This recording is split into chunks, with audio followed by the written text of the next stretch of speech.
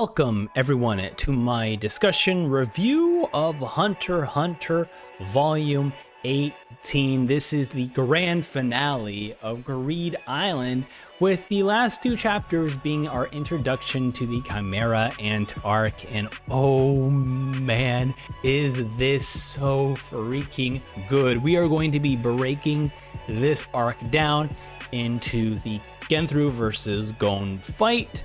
We'll be having the moment where everyone kind of comes together, talking about the Greed Island Castle. We'll talk about the grand trick to take a specific card out of the game. We'll be talking about Kite, the Chimera Ant, and also at the end of this video, there are some spoilers in Hunter x Hunter that I want to talk about, and I don't know whether it's going to be happening in the next volume or the volume after that or the volume after. I don't know where in the story these spoilers will occur, but it does. One of them has something to do with the Chimera Ant arc, and the other one has something to do with something else that we saw in this volume. And I felt like this is the time I need to like talk about these before before I can't hold it any longer, right? So we're gonna go ahead and do that. But first, let us dive right into talking about the Genthru versus Gon. And before we jump into it, let's just see how Biscuit's doing. Oh, you know what? Biscuit just absolutely annihilated this guy. We learned that Biscuit has an ultimate form that she absolutely despises. She hates that she is just super muscly. It's probably why she's got the masseuse with her. It's why she looks like a little girl, because she just hates this form where she's just massive, bulky, and buff. But hey, I had no idea that Biscuit was a muscle mommy. So you know what, you're okay in my book, Biscuit. I love this. This was a great moment, a great surprise, because she teleports this guy in the middle of nowhere, and he's like, why did you teleport me here? And it's like, bro, you don't even know what you're about to get expecting. And I didn't know we were going to do this. So absolutely incredible. And you know who else was also absolutely incredible? Killua. Killua trying a bunch of different experiments.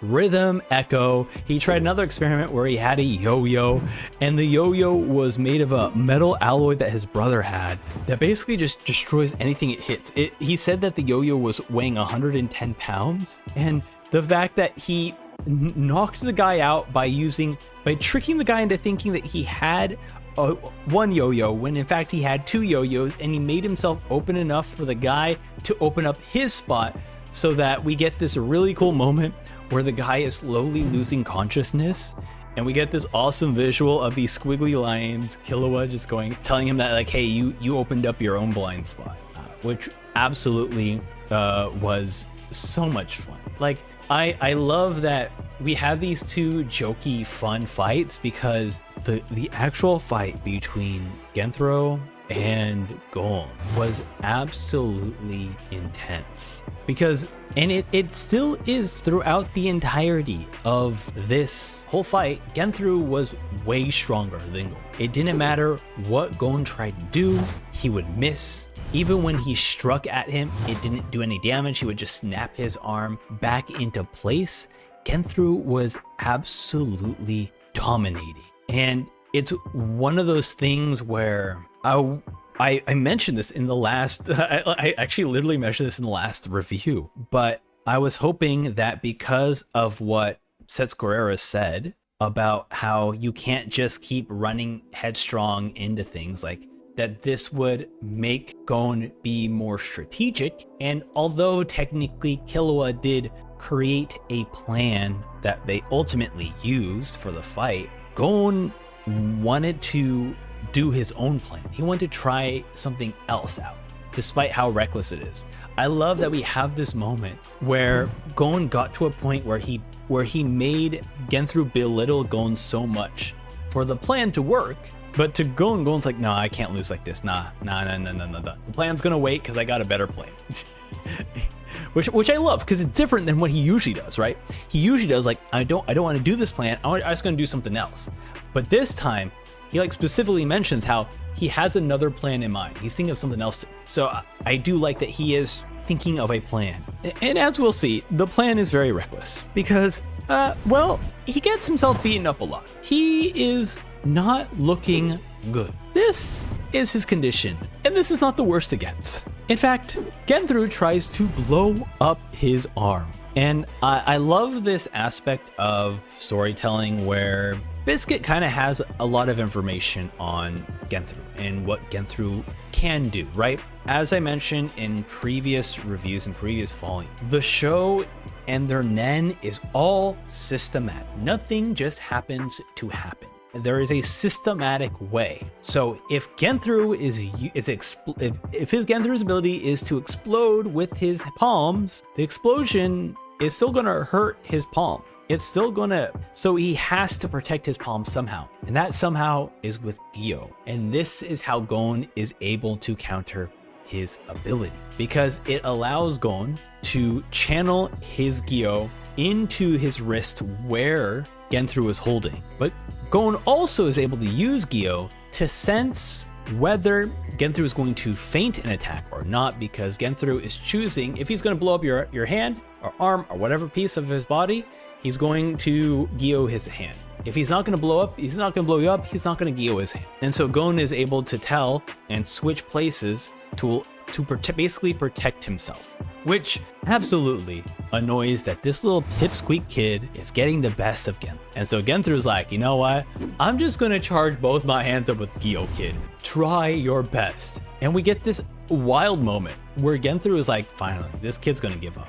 He's gonna give up, I win, whatever. And then Gon is just like, all right, come at me.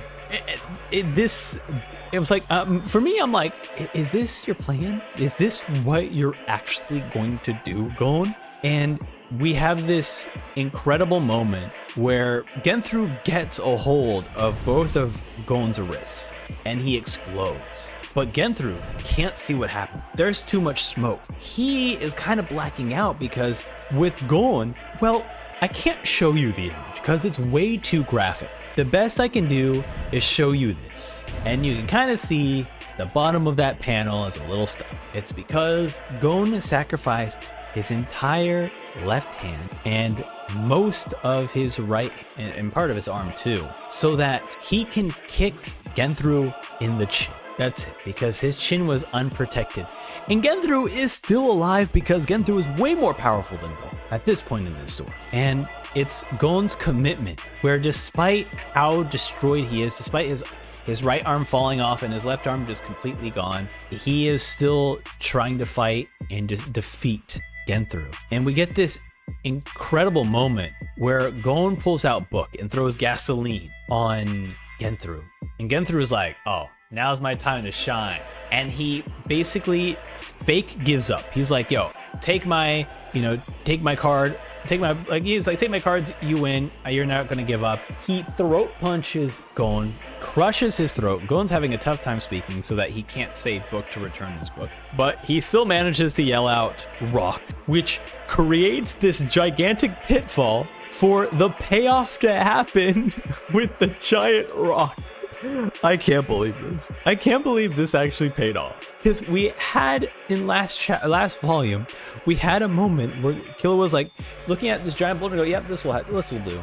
I completely forgot about that. Are you kidding me? I was so invested in this fight. Why would I even think that there would be a great place to throw a rock? That's why I really like what Togashi did, is that us as the reader didn't even get a chance to really think about it. Because already, as soon as they mention that this is a pitfall, immediately next page, the rock is coming. It's absolutely amazing. It's so, this is such a satisfying way to defeat your enemy. And this is what I love so much about Gon, is because he wants to make people pay, right? He's like, he has his own sense of justice. And he's like, you killed people, you betrayed your friend. I am not going to take the coward's way out and just run to this pitfall and have you fall in and crush you with a rock. He's like, nah, I'm gonna beat you to a pulp until I'm happy.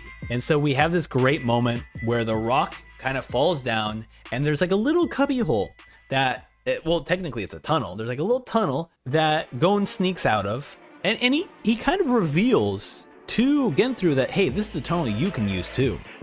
And it's this tunnel. Genthru's like, oh, I have to use this tunnel immediately. Like, there's nothing else I can do. I have to use this tunnel. And so he does. The rock crashes. He uses the tunnel. And what do we hear? Oh, it's going, John, Ken.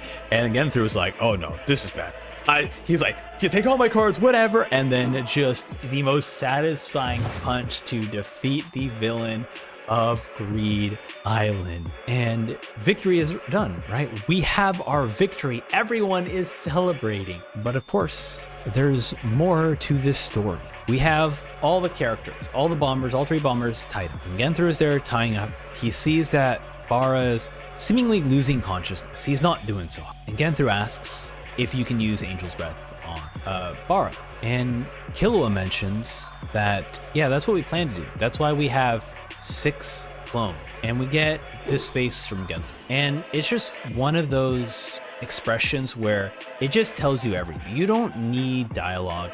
You don't need anything to tell you what he's feeling, because you understand. Throughout this entirety of Greed Island, we know that Genthru cares so much about the other bomb and, betrays everyone else that he's a part of. In fact, he betrayed these 3, Biscuit, Gon, and Killua. And so we have this expression on his face that, at least to me, I kind of interpret it as this sense of like, what is this? This kind of empty look into the sky of just kind of realizing everything you've done, all the bad stuff you've done, for someone to still show you some form of kindness, to still show you some form of like normacy, some sort of like you're still human kind of feeling, Their whole plan was to have 6 clones so that they can clone Angel's Breath, so that in case all of them get severely injured, they can heal everyone. And like this is like one of my favorite just panels for this volume, because yeah, it just shows so much from Genthru. And although like you feel for Genthru in a little bit, but like you still want him to get defeated, and that's why we got this satisfying moment here. But I also love this moment of just like what have I done sort of thing. So I really appreciate it. And of course, yeah, we get the Angel's Breath card.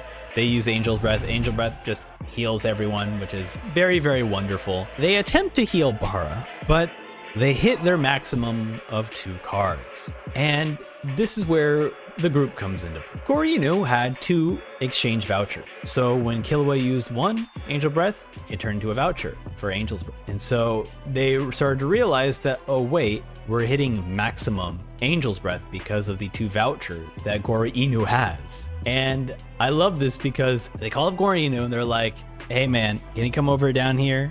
And then we have this awesome moment, this incredible moment. It's a fight between Goro Inu and Killua. And they're arguing about, Goro Inu was like, why are we attempting to heal these guys? They should die. Like, they killed so many players. Like, why do they deserve to live? And Killua was like, well, I've killed way more than they did. So should I also just not get healed? And then Goro Inu was like, no, it's different. You're like special. You're like my friend. And I love that Killua, being like the super rational guy he is, he's like, I don't get it. Like, that doesn't make any sense. Like, you're just playing favoritism, right? It's like you're just doing all feels. It's like, yeah, and I like that Goro Inu is just like, yeah, I feel you. I care about you because you're my friend. I don't care about these dweebs, which makes sense, right? Yes, it makes perfect sense. But I like Killua's thought process in that of like you think you're making a logical decision by saying that, oh, by giving a reason that they killed these players, but in reality it's like you don't care about these guys, but you care about me, and that's why you want to use Angel's Breath, or you don't want to use your Angel's Breath. It has nothing to do with actual facts or actual logic. So I love that Killua is able to break that down for Goro Inu, but still also respecting that, like, hey, if you're not going to trade it, you're not going to trade it. And even Biscuit kind of follows up with what Killua was saying by saying that, like, we all accepted this game when we jumped into it. Like, this is a survival game. This is a risk. You're risking your life playing this game. However, the game is over and the rules have changed. Like, there's no life or death. Like, the villains are defeated. They're right now tied up. Killing them now is so much different than if we were in a survival moment where we had to kill them. Like, she kind of separates the different types of killing, it's just a very fascinating look at measuring morality in this game. And I love that Gon also agrees with Goro Inu. He's like, I don't feel good about doing any of this. He's like, these guys should be punished, to the fullest extent. But I like that Gon's like, but we agreed on a plan. I'm not just gonna do the plan.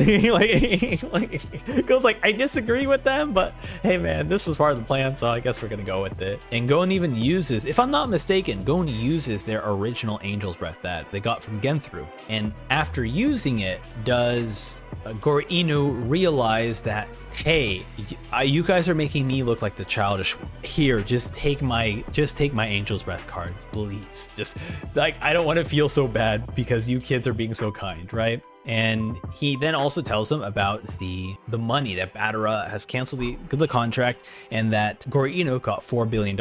And Gore Inu's like, hey, I'm splitting it 1 million each. And we just had this wonderful moment where we get to see old lady Biscuit here, where she's like, oh, you're so kind, and she's even like, Gore Inu, you're such a sweet young man or something. It was adorable. So I really love this. I really love the side of Biscuit where she just like super like just loves this so much. And on top of that, we get this great moment where Gore Inu is talking about how like he didn't do much for the game or something, and we get this comment from Gon and Killua, and they're also like, yeah, we didn't do much either. Like we didn't do much of this, play this much of this game. And I just like that Biscuit's just yelling at them like, okay, then give me your shares. If you guys are gonna complain, like give me your shares. So I freaking love that. On top of that, like finally, they got all 99 cards. Let us head. Oh yeah, this is the 99th card, which is Panda made. And we get this very cryptic message from Gore Inu. Now, when I was first reading, I was like, is Gore Inu a game master that he's just playing the game? Because he says the entire island is waiting to see what you're going to do. And it just felt really weird. It felt like really much like a narrator for a video game saying like, we'll wait for what the player is going to do next, you know, sort of thing. So it felt very weird, but Gore Inu has nothing to do with any of the game masters. It was just that was just a very strange thing that he said. Either way, hey, he puts in all 99 slot cards. A huge announcement comes over to all the players stating that to get card 000, you got to do a 100-point quiz. And we get a bunch of people showing up. To Gon. Some of them, all of them wanting the reward in some way. Some trying to beat up Gon, others trying to like, hey, we can help you out with the quiz. But Gon, being the stubborn kid he is like, nah, I'm gonna do this on my own. And by own, he means like he wants to do it solo. Killua's gonna do it solo, and they're gonna do the quiz. But at the end of the day, Gon does win, which makes perfect sense, because if you played any video games, if you are someone who is obsessed with a game or cares so deeply about a game, you will remember a lot of moments and aspects of it, right? The fact that I could just say that about like Hunter x Hunter. I took a bunch of notes here. I have a lot of notes here for Hunter x Hunter. However, for the past 30 or so minutes, I have been going off the top of my dome while also looking at some of the screenshots I took throughout the message, because I found a way for myself to help myself remember. And it's because for me, it's honestly reading out loud is obviously a very strong contender in getting myself to remember. And setting aside pictures of that experience really helps my memory remember a lot of aspects from the story of Hunter x Hunter, so that also when I took actual notes, I can look back and see if there's anything I wanted to talk about that I missed. But ultimately, I could just talk off the top of my head, and it seems pretty fine. Honestly, I also did a long pause there because I didn't know what else to say after that. But either way, Gon wins.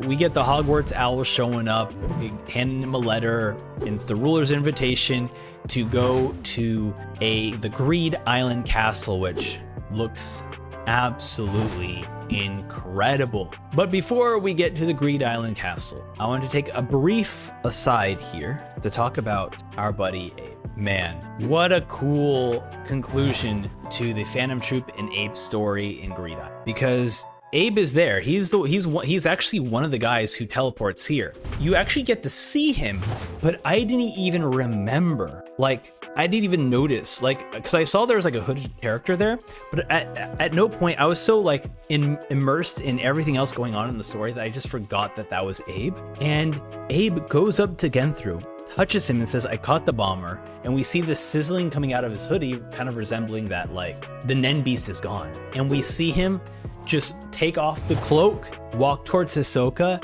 and And he says, I don't need the reward anymore because I'm going to make it rich as an exorcist. And he walks over to Hisoka, obviously going Chrollo. And, oh, sorry, we also see him use a company Chrollo as well. This is an absolutely amazing moment because I mentioned this in the previous volume, but I really like that the Phantom Troupe is, once again, everything is so systematic in this manga. No one is trying to, besides, like, obviously Hisoka's like the wild card of this, but, and Gon is as well, and Gin.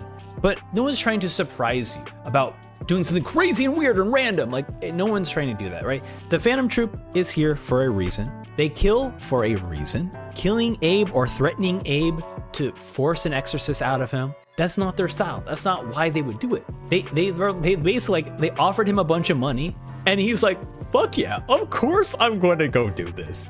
Are you kidding me?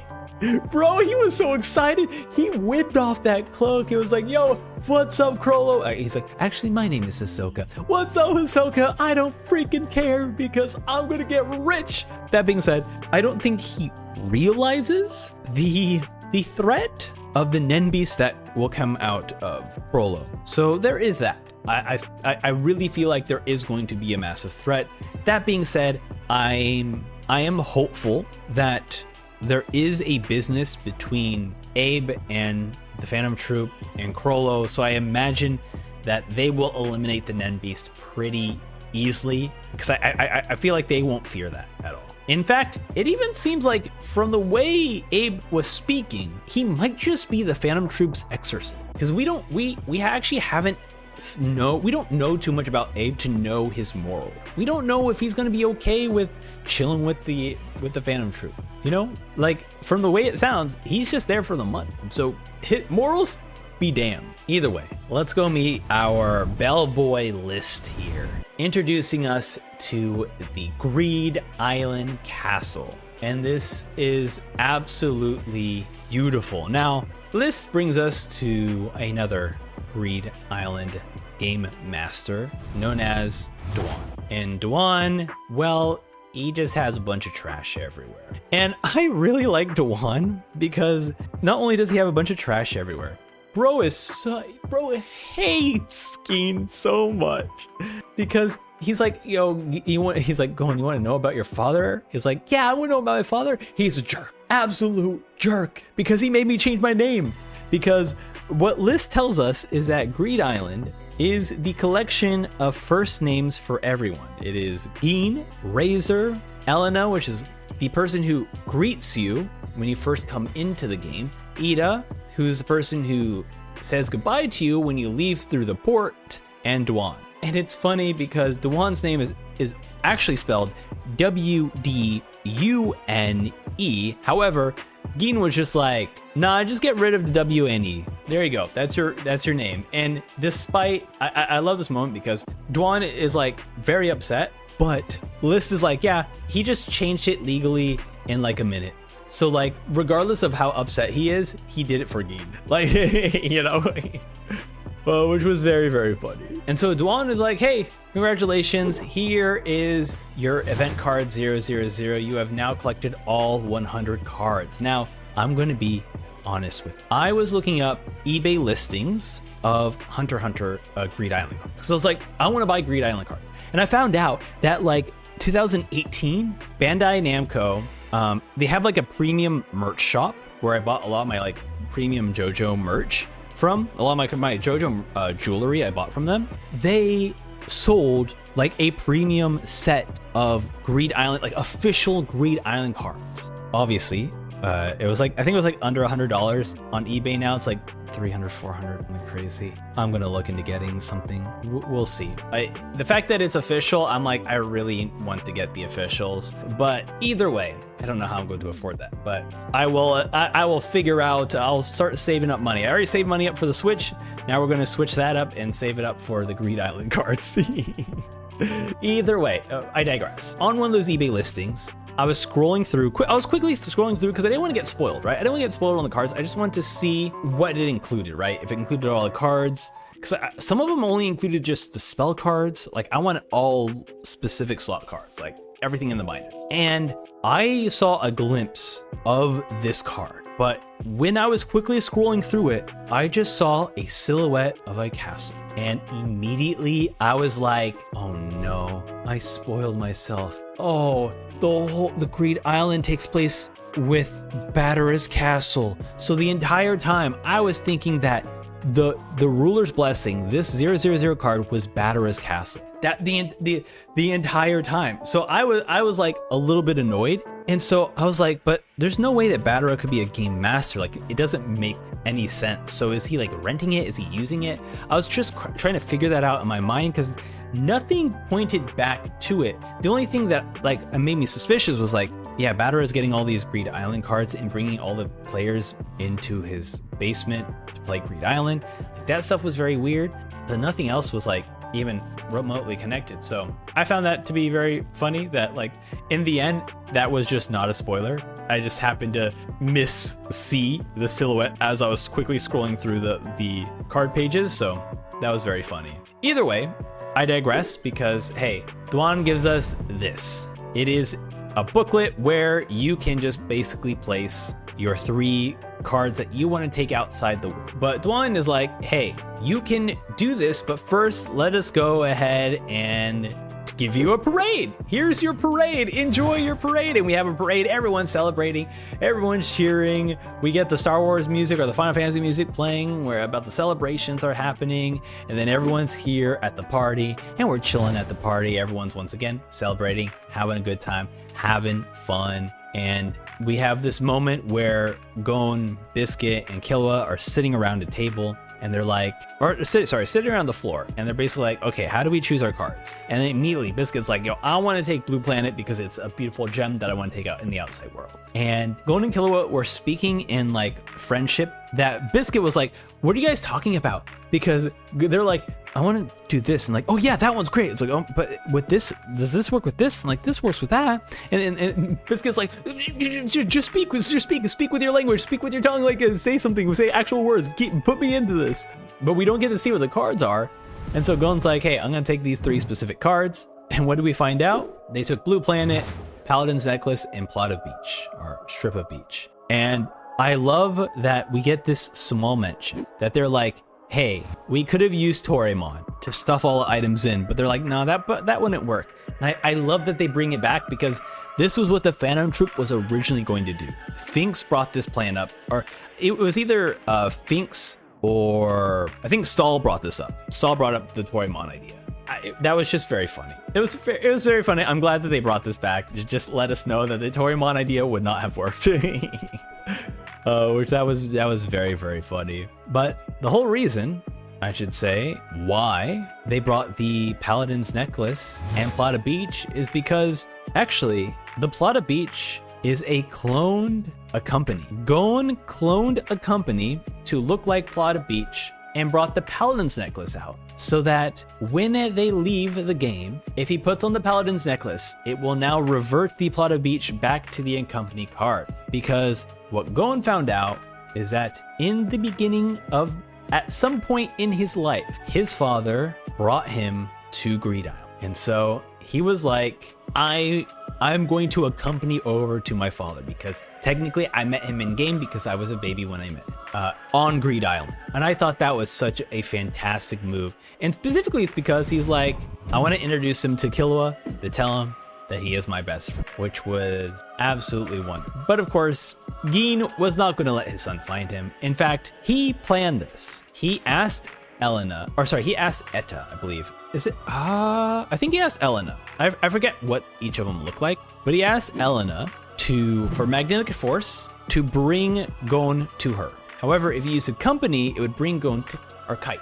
Sorry. And I love that Gin is like, I don't want him to be with stupid friends. He has to see me alone. And we just get this cute moment where it's like, why is he a wimp if he has friends? It's so funny. Gin is such a complicated character. I'm really excited to learn more about him because everyone has different stories about him in some special way. So I absolutely love it. But we do get this amazing panel of, before we knew that Gon was going to meet Kite, we get this beautiful panel of like, oh, is this him? Is this Gin? And it's like, No, it's Kite. But hey, I'm happy to see Kite again. That absolutely amazing. Once again, I'm not sure how anime only fans get excited about this part. Like for me, of course it's hype because Kite has been hinted since the beginning of this manga. But for people who just haven't seen Kite before, this is probably your first time seeing him. Unless they do some sort of like recap episode or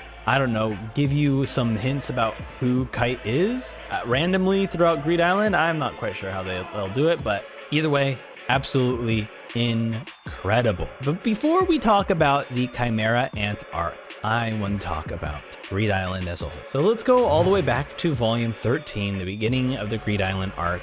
And man, Greed Island is absolutely incredible. It is, obviously this is recency bias, so we will see after I complete the current run of Hunter x Hunter, but as of right now, this is my favorite arc. And to be fair, honestly, at least currently with the way Hunter x Hunter is going, the manga is progressively getting better. So the arcs are just in reverse chronological order in terms of my favorites, right? Number 1, Greed Island. Number 2, York New. Number 3, Heaven's Arena. Number 4, Hunter's Exam. So it's just getting better progressively. And the reason why Greed Island is my favorite is that obviously I absolutely love the Phantom. Incredible. The Phantom Troop is one of the most coolest group of villains. But what I particularly really love about Greed Island is that it's just Togashi's understanding and love of video game. I mean, you just look at this chapter 69 cover and we see Gon in front of a Joy Station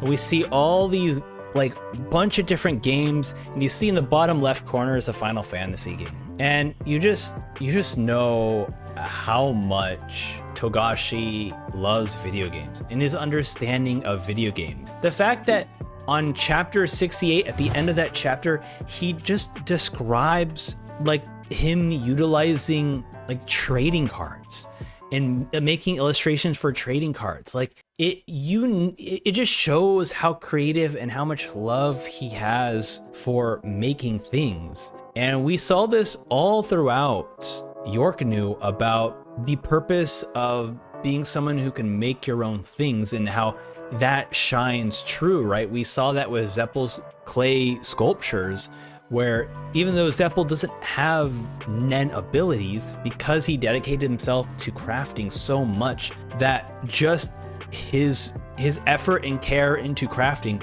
he was able to imbue his sculptures with Nen, despite him not being able to know how to control his aura or anything like that. It's just these moments that really stand out to me, that Togashi really cares about games. And to be fair, video games are a lot about systems. They're a lot about freaking numbers. And that's the whole thing we see with Togashi in general. In fact, it's all about lore. He writes so much extra lore and extra world building throughout his entire thing. In fact, we can even go all the way back to even the beginning chapters where they're talking about the internet. And it really goes to show, when you look at something like the beginning chapters and our characters talking about cyberspace and technology and going through like a virtual cafe.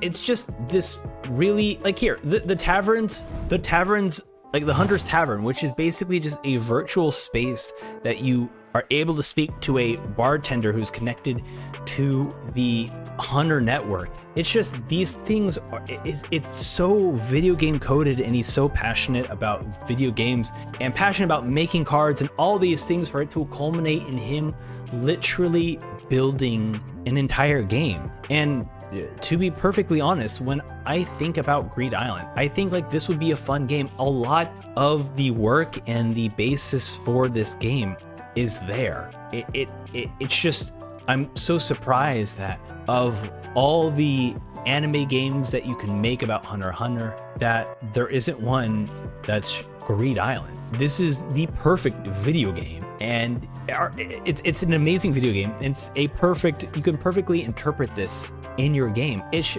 just so surprising, and it's one of the big things why I love Greed Island. I mentioned this previous volumes as well, but you know, I am someone who is also very tied to games. I love games. A lot of games have inspired me to do many things, whether it be animation, whether it be making YouTube videos, because I like sharing. The whole reason why I do these YouTube videos, I like sharing like the things I've been doing, watching, playing, and games bring me so much joy and bring me such an incredible experience that it's something that I would love to share with all of you. And it's wonderful to see Togashi be able to capture the wonders of a multiplayer game, and a game that is collectively wanting other players to help each other out so that you can all achieve a main goal. Because keep in mind, right, everyone, all the hunters that are currently here are there for the money, you know, or at least a lot of them are there for the money, but it just, you know, if you weren't there for the money, would you still play it? And I would still play, you know?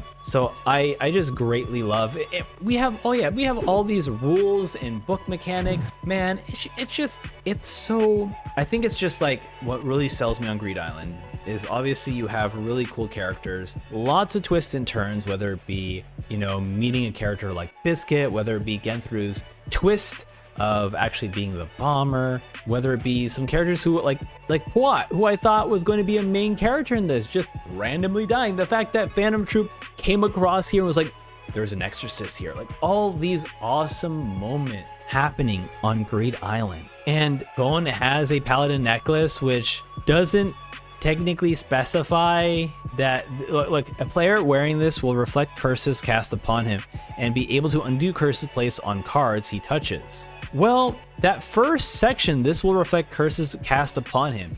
That doesn't necessarily mean cards. And the fact that Greed Island takes place in the real world, I think it literally is going to actually help Gon never get cursed, you know? Because obviously the second half of that refers to the actual game cards. But that first half of that question does not at all mention the use of cards. It's very, very awesome. And in fact, smart enough, Togashi didn't even get to show us how this would work against Genthru, because this would have worked against Genthru as well, because Genthru's ability is a curse. So it's all very cool, all very wonderful. I love this so much. Yeah, Greed Island is just absolutely fantastic. Also, I love that we got made game jokes, you know, whether it be like killing monsters gave you money, whether it be them going through like a bunch of random quests where like there's that one point where Killua was like, I went back to the hotel or this place and immediately got the card because, you know, she was in trouble again. It's just stuff like that was just so much fun. It was just really fun just to see what Togashi visualizes as a game that he might find fun and that he might have his characters would find, you know? And this is absolutely a brilliant idea. I hope that someone in the future is able to make a game like Greed Island, because it would be fun to see how this game would work and play. Either way, that Greed Island, absolutely incredible. There's not much else I can say about it besides this just being a lot of fun. I think my ties to just playing video games and wanting to make my own video game and seeing how much passion Togashi has for making games and how much passion he has for people making things, for him to have that all culminate into this arc is just absolutely beautiful. And of course the story is also incredible, kept me going along the entire time. It was always fun, regardless of whose like perspective I was looking at in the story. It was always super engaging, always super interesting, and yeah, it's absolutely great. But let's go ahead and dive into the beginning of Chimera Ant arc. And well, the Chimera Ant arc starts pretty nice, right? We met Kite. Kite's like, hey, we are on this place called Katten. It's a country, and they hired me and a group of my friends to go look out for new rare species. And here's my new group of friends. Hey, how's it going with everyone? And I love that they were hired to just look at new cool species, and it gave Togashi an excuse to draw really cool creatures that even Gon and Killua were like, hey, we're gonna join you guys, and they were taking pictures of all these great cool creatures. And I love this because, you know, Kite is like, hey, what makes a real hunter is that you need to be loved by animals and be blessed with friends. And we have this awesome image of Kite just kind of looking at going to kill him. And it's like, he's gonna find you soon, Gin, you know, because of just how talented of a hunter Gon is and how much it reminds Kite of Gin, you know? So it's just an absolutely wonderful moment. And when they turn in, right, because they're getting all these surveys, when they turn in the survey, they got a request. And this request was like, hey man, we got this weird, strange insect leg. You want to check it out? They check it out and they're like, and Kite's like, yo, this is a freaking chimera ant. They're like, what's a chimera ant? And it's like, well, it's basically, it eats a creature, and then its baby is basically an ant creature hybrid. And so that's basically what it is. And it's just this fascinating moment where it's like, man, what is Togashi going to do? Like, we already had these unique cards, and now he's going to be drawing some unique creatures, some unique, like, animals and whatnot. I'm so excited to see, like, I mean, already we got to see some of them already. Absolutely cool, look absolutely amazing. I forgot to mention that this is our Freaky Queen Chimera Ant, right? This is the Freaky Queen that's been eating up everything, and it seems to be getting larger as it's eating more, and it also ate a bunch of kids at the end of the volume. But honestly, I don't know whether this is just meant to be like a chimera crab or the ant, because wait a minute, it's just this creature. That's what this thing is. It's the creature on the right. I just realized, because it has the pointy eyes and everything. Yeah, so it's just creature on the right. And yeah, so the kids got eaten. But now we have Kite and his friends, plus Gon and Killua, now off to search for the chimera ant. They were able to, obviously they took a sample of the leg of the chimera ant, but they're still unable to track it down.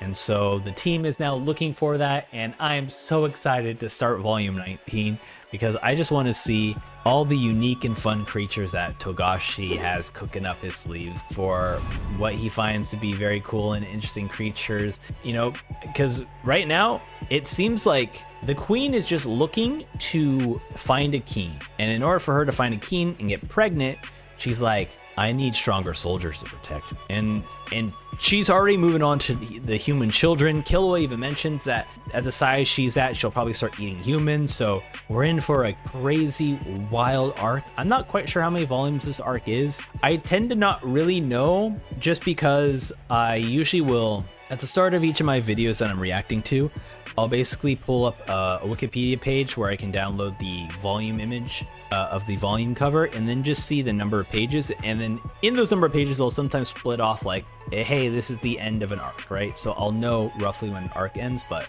either way, I'm just so damn excited for more Hunter x Hunter. Thank you all so much for taking time to watch me just talk on and on about Hunter x Hunter. I'm so happy that this is the manga that I get to enjoy with you. And yeah, stay tuned if you're reading along with me. This is gonna be the end of the video. However, stay after I say goodbye to the readers if you want to see some spoilers, because I do, as mentioned at the beginning of the video, there are some spoilers that this volume has made me think about, and so I want to kind of mention that, you know, before we leave. So for all of you who are just reading along with me, thank you for watching, and I'll see you next time. Goodbye now. Bye. All right, let's cut to spoilers. Welcome to the spoiler alert. The reason why we have a spoiler alert is because I'm going to be talking about two things that are happening in the manga, but I don't know when these will happen. However, this volume has triggered both of these spoilers to come up in my mind that I remember and that I don't think I'm going to forget anytime soon. So we might as well talk about it. I would appreciate it if no one confirmed or denied spoilers or even talked about this whole section of the video. Just don't even mention it in the comments. The first one is Biscuit's form. Now, saw my original watch along of Hunter x Hunter that was back in 2020, which I did re-release it on the channel, sorry, on my second channel. I was always wondering, because when I first got into Hunter x Hunter, I saw Gon, right? And then I saw a guy who looked like Gon. And I'm like, who the hell are you? Like, I have no idea who this person is. And when I did my anime reaction, I just thought it was like an older brother or someone who maybe looks like him, or like, I didn't think that these two were connected. And it wasn't until I believe it was like literally last year, I was watching a random game stream, and the streamer just happened to say like, hey, Gon's special ability is like when he gets buff, right? And it's this. It's literally this. So I was surprised that Biscuit left the party. So I'm very curious when Gon will eventually be able to, you know, become his massive large form of himself. I'm not quite sure when that happens, but it seems like it's probably something to do with Biscuit. I could be wrong. We'll see. I just thought it was worth talking about now that I saw Biscuit's like true form. Like that's what I was expecting. That's what I was like immediately. That was like, okay, Gon's gonna, this is who Gon's gonna learn this from. The second thing that I want to talk about is the Chimera ant. They mention that there were different species that basically the Chimera ant eats a species, and then basically it produces an egg that is basically a hybrid, a chimera of essentially of the ant and whatever creature it ate. And when they went to I want to call it the Southern Front, but that seems like a Worth. Either way, they go to they go to the York New Hotel place, and they mention how they're missing a cat. Now, I am aware that there is a very popular character who is a cat chimera. And originally, I'll be honest, I didn't know that that cat was a chimera. I just thought, oh, this was just a very popular character that everyone likes. However, very recently, and I'm not kidding you, like within the last month, did I hear that that character was referred to as a chimera. And so I kind of know that this cat character, I still don't know their name, but I do know she is a chimera. So my hope is that when I'm going through the series, that it isn't a surprise. I would appreciate it if no one confirmed or denied spoilers, or even talked about this whole section of the video. Just don't even mention it in the comments. That's it for me. Thank you all so much for taking time to hang out to the spoiler video. Okay, because we're having two endings for the video. You know, for people who want to get out and people want to get in. Okay, goodbye now. Goodbye.